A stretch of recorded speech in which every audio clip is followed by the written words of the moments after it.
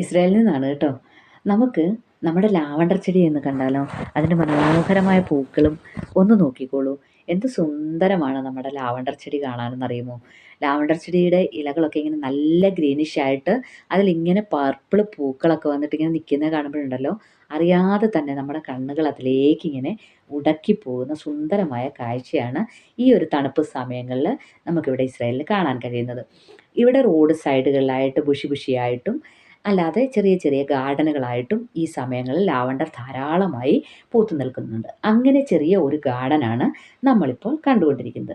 ഇത് നമ്മൾ പഴയ കാലങ്ങളിൽ തൊട്ടിട്ട് നമ്മുടെ ലാവണ്ടർ ഓയിലായിട്ട്, പെർഫ്യൂമുകളായിട്ട്, പൗഡറുകളായിട്ട്, സോപ്പായിട്ട് ഒക്കെ നമ്മൾ ഉപയോഗിച്ചിട്ടുള്ള ആ ലാവണ്ടർ തന്നെയാണ് നമ്മളിപ്പോൾ കണ്ടുകൊണ്ടിരിക്കുന്ന ഈ ലാവണ്ടർ ചെടി. ഇനി നമുക്കിതിൻ്റെ ഗുണങ്ങളെപ്പറ്റി ഒന്ന് നോക്കിയാലോ? ഇതിൻ്റെ ജന്മദേശം എവിടെയാണെന്നും നമുക്കൊന്ന് നോക്കി വരാം.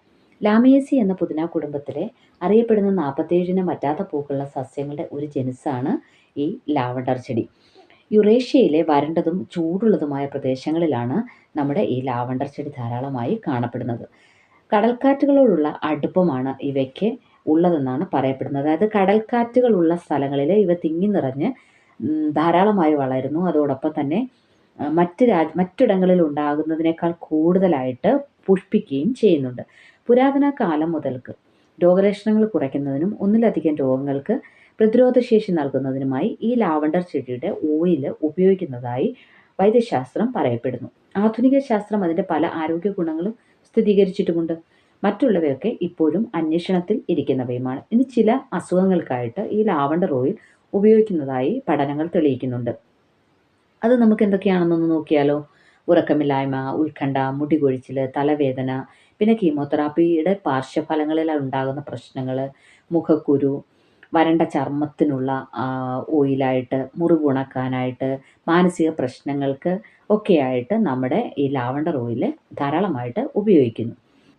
തലമുടിയുടെ വളർച്ചയ്ക്ക് ഉത്തേജനം നൽകുന്ന ഒരു ഔഷധക്കൂട്ടായി ലാവണ്ടർ ഓയിലിനെ കണക്കാക്കപ്പെടുന്നുണ്ട്. 2021 ഒരു പഠനം വെച്ചിട്ട് നോക്കുകയാണെങ്കിൽ ഈ ലാവണ്ടർ ഓയിൽ 28 ദിവസത്തെ സമയപരിധിക്കുള്ളിൽ മുടി വളർച്ചയെ ഉത്തേജിപ്പിക്കുന്നത് കണ്ടെത്തി. 28 ദിവസം ഡെയിലി ഒരു നേരം വെച്ചിട്ട് തലയോട്ടിയിലേക്ക് നല്ല രീതിയിൽ തന്നെ ഈ ഓയിൽ മസാജ് ചെയ്ത് പിടിപ്പിക്കുക.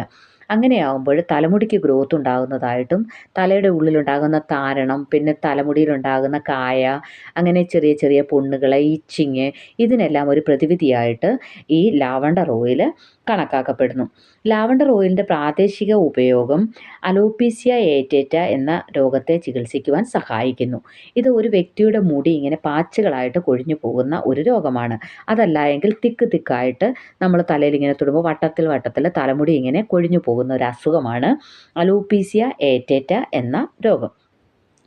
ഈ അലോപീസിയ ഏറ്റേറ്റ ബാധിതരായ 86 പേർക്ക് 1998 ഒരു പഠനമനുസരിച്ച് കാശിത്തുമ്പ, റോസ്മേരി, ലാവണ്ടർ, ദേവദാരു എന്നിവയുടെ തുല്യമായ മിശ്രിതം ഉപയോഗിച്ച് എണ്ണ കാച്ചി 7 മാസത്തേക്ക് തലയോട്ടിയിൽ ദിവസവും മസാജ് ചെയ്ത ശേഷം വാഷ് ചെയ്ത് കളയുന്നു.